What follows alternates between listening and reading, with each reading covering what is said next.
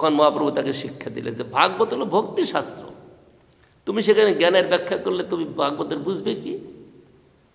তো বলে প্রভু বলে দিন আমি কীভাবে ব্যাখ্যা করব। বলে ভাগবত ভক্তি ব্যাখ্যা করবে, ভাগবত ভক্তি ছাড়া কোনো ব্যাখ্যা করবে না, তাহলে তুমি ভাগবতের অর্থ বুঝবে।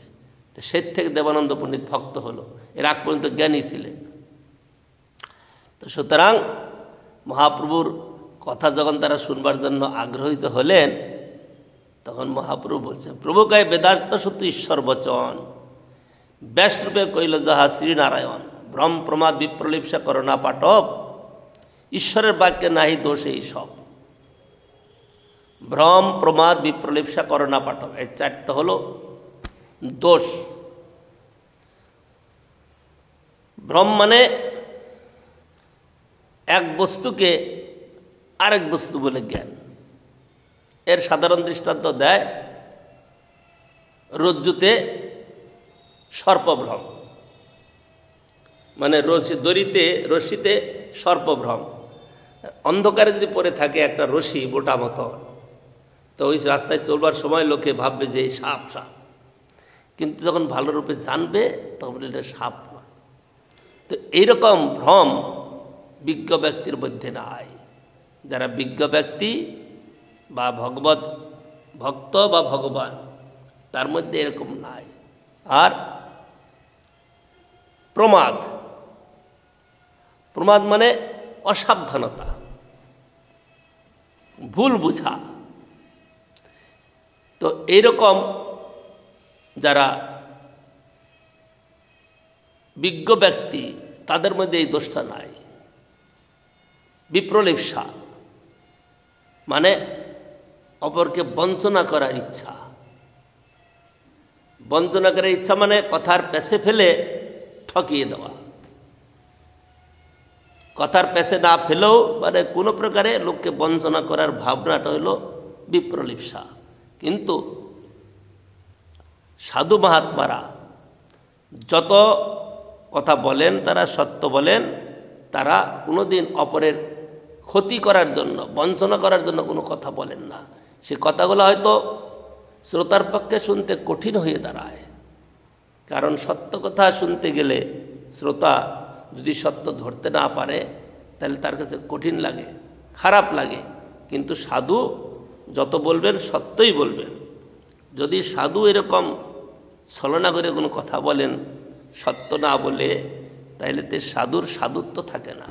সেই জন্য সাধু অপরকে ঠকারের জন্য, বঞ্চনার জন্য কোনো কথা বলেন না। তিনি একটা দোষ, এই দোষটা সাধুর মধ্যে নাই। তিনি সহজ সরলভাবে সত্য বলেন। করণাপাঠম, করণাপাঠম মানে ইন্দ্রিয়ের অপটুতা। করণাপাঠম, করণ মানে ইন্দ্রিয়, তার দুর্বলতা। সুতরাং বিজ্ঞদের মধ্যে, সেই ঋষিদের মধ্যে বা ভগবানের মধ্যে এই দোষ নেই। ইন্দ্রিয়ের অপটুতা। যদি কান কম শুনে, তাহলে যদি কেউ কিছু বলে এক শুনতে গিয়ে আরেক শুনে বসবে। চোখ দৃষ্টি কমে গেলে ভালোভাবে দেখে না, বা চোখের এমন অবস্থা দূরের বস্তু দেখতে পারে না, কানও দূরের কথা শুনতে পারে না। এটা দোষ। কিন্তু সাধু বিজ্ঞ যারা, তাদের মধ্যে এরকম দোষ নাই। তারা দূরেরটাও শুনতে পায় বা দূরেরটাও দেখতে পায়, কারণ তাদের ইন্দ্রিয় স্বচ্ছ।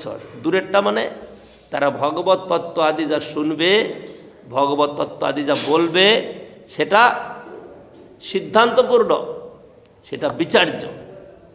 সুতরাং তাদের বাক্য, তাদের ব্যবহার কোনোদিন বঞ্চনা ইচ্ছা নাই বা নিজেদের ইন্দ্রিয়ের কোনো রকমের অপটুতা নাই। সেই বলছেন ভ্রম প্রমাদ বিপ্রলিপ্সা করণাপাঠব, ঈশ্বরের বাক্যে নাহি দোষ এই সব। এখানে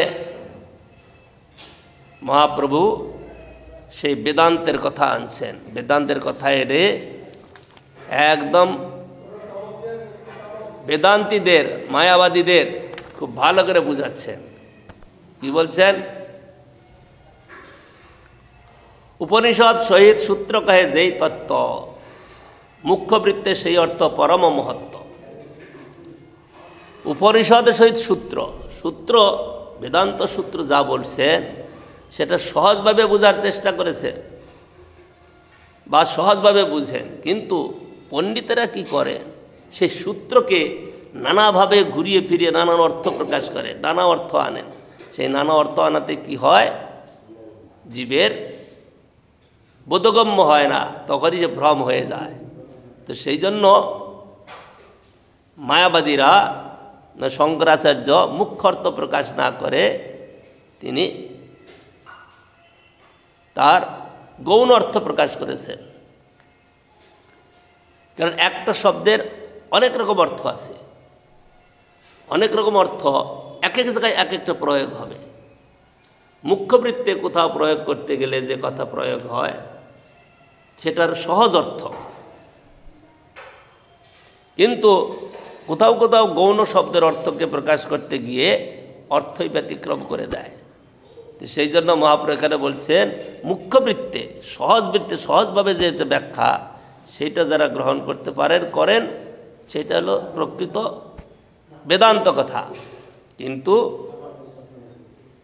আচার্য সেটাকে অন্যভাবে ব্যাখ্যা করেছেন। উপনিষদ সহি সূত্র কহে যেই তত্ত্ব, মুখ্যবৃত্তে সেই অর্থ পরম মহত্ব। গৌণবৃত্তে যে বা ভাষ্য করিল আচার্য, তাহার শ্রবণে নাশে হয় সর্বকার্য। তাইলে তিনি শঙ্করাচার্য এত বড় বিজ্ঞ ব্যক্তি, তিনি শঙ্করের অবতার, তিনি এরকম কেন করলেন যে তিনি বেদান্তের ভাষ্য রচনা করলেন যার শ্রবণেতে জীবের অমঙ্গল হবে? এখানে শাস্ত্র প্রমাণ আছে যে তাহার নাহিক দোষ, ঈশ্বর আজ্ঞা পাইয়া গৌণার্থ করিল মুখ্যর্থ আচ্ছা দিয়া। এখানে আচার্যের কোনো দোষ নাই, আচার্যের দোষ নাই এই জন্য যে তিনি তো সেবক, ঈশ্বর সেবক। ঈশ্বর তাকে আদেশ করেছেন এইভাবে তুমি ব্যাখ্যা করবে।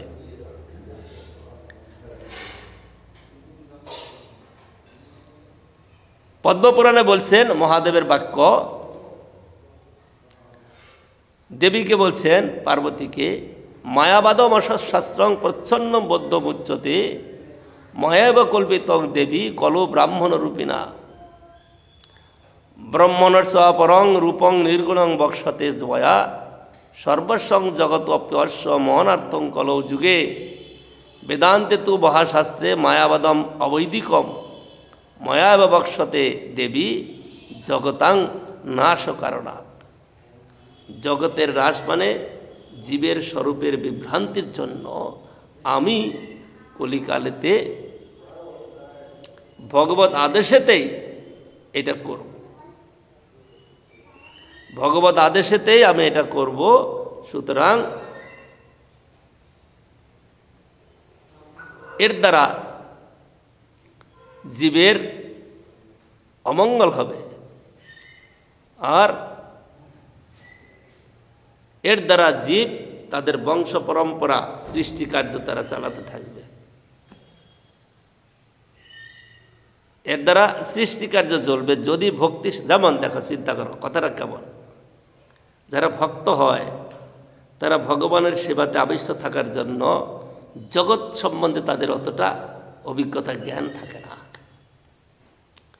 কিন্তু যারা জগতের বিষয়ে আবিষ্ট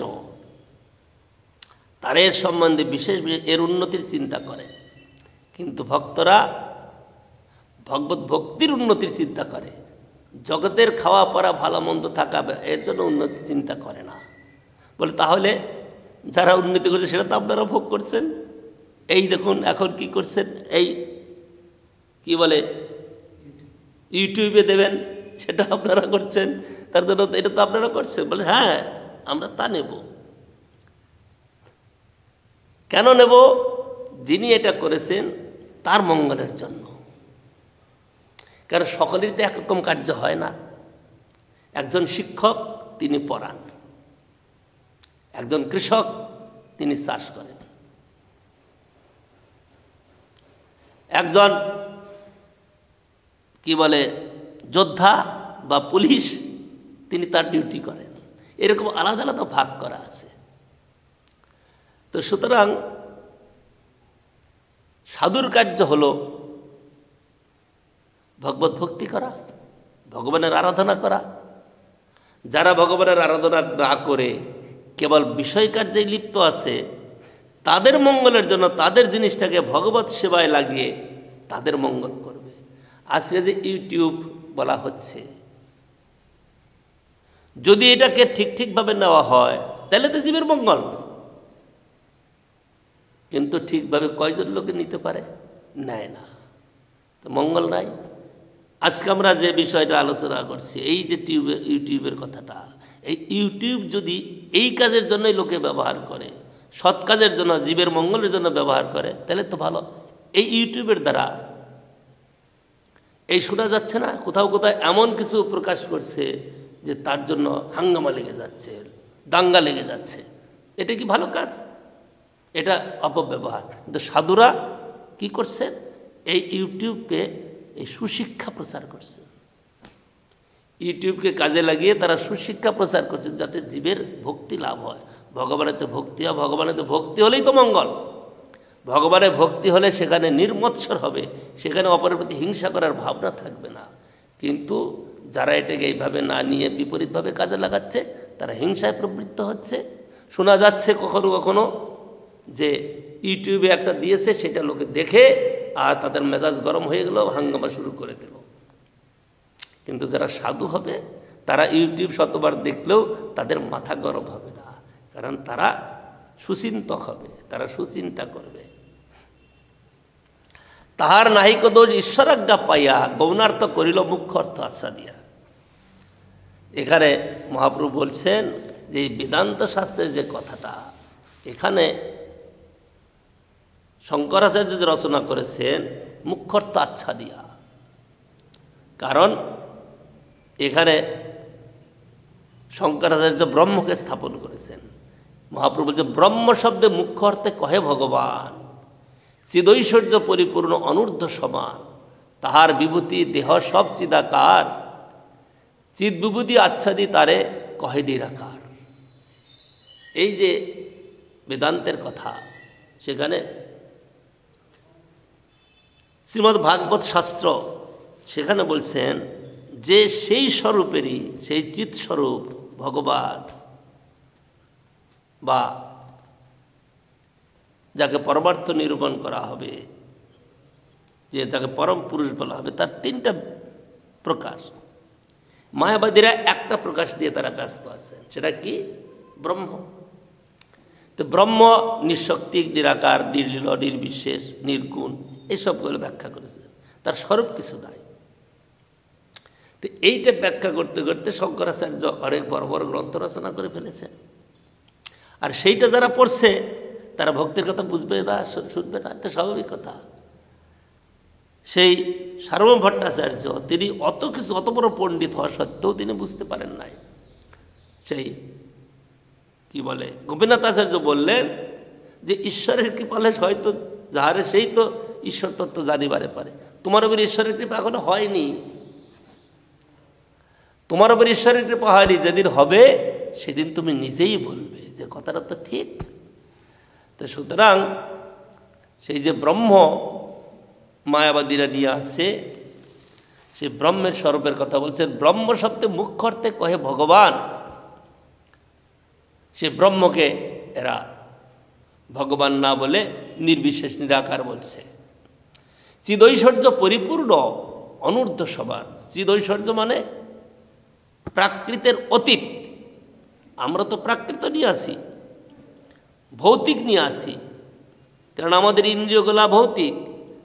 এই ইন্দ্রিয়ের অনুভব যেটা দ্বারা হচ্ছে, আমরা তাকে সেই ভৌতিক বস্তুকে মনে করছি বোধহয় সর্বশ্রেষ্ঠ বস্তু, কিন্তু না, এর উপরে আছে অপ্রাকৃত চিন্ময় বস্তু, যেটা আমাদের এই প্রাকৃতিক ইন্দ্রিয় দ্বারা গ্রাহ্য নয়। প্রাকৃতিক ইন্দ্রিয় দ্বারা আমরা বুঝতে পারি না, দেখতে পারি না, তাই দেখতে না পেরে মনে করি ঢাই, কিছুই নাই। কিন্তু তা কেন হবে? সেই জন্য বলছেন নাম বিগ্রহ স্বরূপ, তিনি ভেদরায়, তিনি চিদানন্দ রূপ। মন্দিরে বিগ্রহ বসে আছেন। বিগ্রহকে আমরা কখনো বলে থাকি কেউ কেউ যে এই বিগ্রহ কিসের দ্বারা তৈরি, কি মাটির মূর্তি, না পাথরের মূর্তি, না অষ্টধাতুর মূর্তি।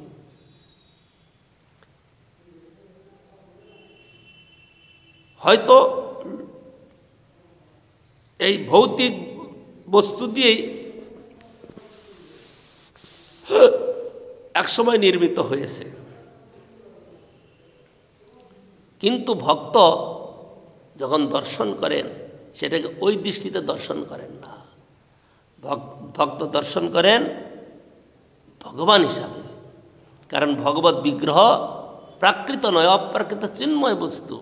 সেই অপ্রাকৃত চিন্ময় বস্তুর সেবা করলে, তার আরাধনা করলে, তাকে প্রণাম করলে, তার গুণগান করলে জীবের মঙ্গল হয়। মঙ্গলটা কি? মঙ্গলটা কি হলো, তার সাধু স্বভাব প্রথম তৈরি হবে, নির্মৎসর হবে, নিজের কল্যাণ লাভ করে অপরের কল্যাণের চেষ্টা করবে। যেমন মহাপ্রভু বললেন, ভারত ভূমিতে মনুষ্য জন্ম হইল যার, জন্ম সার্থক করি কর পর উপকার। যখন তিনি সেই ভগবত দর্শন, ভগবত সেবা, ভগবান নাম উচ্চারণ করবেন, তাতে তার কি হবে? তাতে তার নিজের চিত্ত প্রসন্ন হবে, নিজের চিত্ত পরিষ্কার হবে। তো তারপরে কি হবে? সে সেইটাকে অন্যের মধ্যেও প্রকাশ করবে। জন্ম সার্থক করি, নিজের জন্মকে আগে সার্থক করবে, ভক্তি লাভ করে আবার সে কি করবে? অপরকেও এইটা শিক্ষা দেবে। কিন্তু অন্যান্য শাস্ত্র বা অন্যান্য ধর্মাবলম্বীরা তাদের ধর্মের কথা তারা প্রচার করছে, কিন্তু তারা নির্মৎসর ধর্মের কথা প্রচার করতে পারছে না, কারণ তাদের মধ্যে এই নির্মৎসরতা নাই, মৎসরতা রয়েছে সব ধর্মের মধ্যে। তো মৎসরতা রয়েছে, এটা কি করে প্রকাশ হবে, প্রমাণ হবে?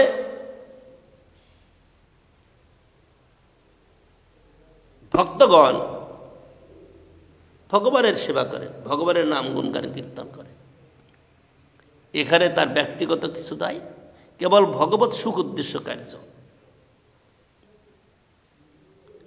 তাহলে মঙ্গল কি করে করছে লোকের, অন্যের? এই ভগবানের কথা শুনিয়ে, ভগবানের সেবা করিয়ে। গাছে একটা ফুল ফুটেছে, সুন্দর গোলাপ ফুল, নিজের সামর্থ্য নয় যে ভগবানের চরণে অর্পিত হবে। ভক্ত কি করে? কে সুন্দরভাবে উঠিয়ে এনে শ্রদ্ধাপূর্বক আদর করে ভগবানের চরণে অর্পণ করে। এর দ্বারা কি হলো? ভক্তের নিজের ভাব প্রকাশ করলো, ভক্তি ভাব, আর ওই ফুলটারও মঙ্গল করে দিল। এত সুন্দর ফুল ফুটেছিল, ভগবানের সেবায় না লেগে ঝরে যেত। হ্যাঁ, ঝরে না গেলে অন্য কোনো বিষয় লোক নিয়ে তার বিষয়ের কাজে লাগাতো, কিন্তু ভক্ত কি করছে? তাকে নিয়ে ভগবানের সেবায় লাগাচ্ছে। এতে কি হলো? নিজের ভক্তির কাজ হলো, আর ওই ফুলটার কল্যাণ হলো, যে সে নিজের ইচ্ছায়, নিজের সামর্থ্যে যেতে পারত না, কিন্তু ভক্ত তাকে ভগবানের চরণে অর্পণ করে দিল। ঠিক এরকমভাবে সব বস্তুতেই দেখতে হবে। ফল ফুল, শাকসবজি সব কিছু হচ্ছে, ভক্তরা ভগবানকে অর্পণ করে তার প্রসাদ নেন। বলে আপনারা তো খান, ভালো ভালো খান। ভালো ভালো আমরা খাই না, ভালো ভালো ভগবান খান, ভগবানকে ভোগ লাগানো হয়, তার প্রসাদ আমরা পাই। এটা আমাদের কোনো নিজের কোনো স্বার্থ নাই। ভগবানকে ভোগ লাগানোর পরে যেটা গ্রহণ হয় তাতে কোনো ব্যক্তি স্বার্থ থাকে না, ভগবত প্রসাদ গ্রহণ করে। সুতরাং ওদের দর্শন আর ভক্তদের দর্শন পৃথক। তারা প্রসাদ বলে বুঝতে পারে না, কিন্তু ভক্তরা প্রসাদ বলে বুঝে, মানে ভগবানে অর্পিত হয়েছে। যখনই ভগবানে অর্পিত হলো, কোনো শুদ্ধ ভক্ত ভগবানকে অর্পণ করলো, সেইটা হয়ে গেল প্রসাদ। আবার আরেকটা কথা আছে, সেই প্রসাদ ভক্তরা পাওয়ার পরে প্রথমে নাম হলো মহাপ্রসাদ, ভগবান গ্রহণ করেছেন। তারপরে যখন ভক্ত প্রসাদ গ্রহণ করলো, তার অবশেষ ছিল মহামহাপ্রসাদ। ভগবানের অর্পিত মহাপ্রসাদের চেয়ে ভক্ত গৃহীত যে প্রসাদ সেটা মহাপ্রসাদ, তার দ্বারা জীবের আরও বেশি মঙ্গল হয়। সুতরাং ভক্তদের সঙ্গে অন্যের সঙ্গে বা মায়াবাদী বলো অন্য ধর্মাবলম্বী যত বলো তাদের সঙ্গে এইটা তফাৎ। ভক্তরা নির্মৎসর, তার অপরের কল্যাণের জন্য সর্বদা চেষ্টায় যুক্ত, কিন্তু আর যত কিছু আছে তারাও হয়তো পরমঙ্গলের চিন্তা করে, কিন্তু তাদের অন্য রাস্তা হওয়ার জন্য তাদের মঙ্গলটা ঠিক ঠিক পৌঁছায় না। এটা তারা বিচার করে বুঝতে পারবে না। তা আমরা আজকে এই পর্যন্তই শ্রবণ করলাম। মহাপ্রভুর শিক্ষাটা আরও ভালোভাবে আস্তে আস্তে শ্রবণ করব। বাঞ্ছাকল্পতরুভ্যশ্চ কৃপা সিন্ধুভ্যেব পতিতানাং পাবনম বৈষ্ণবেভ্যো নমঃ।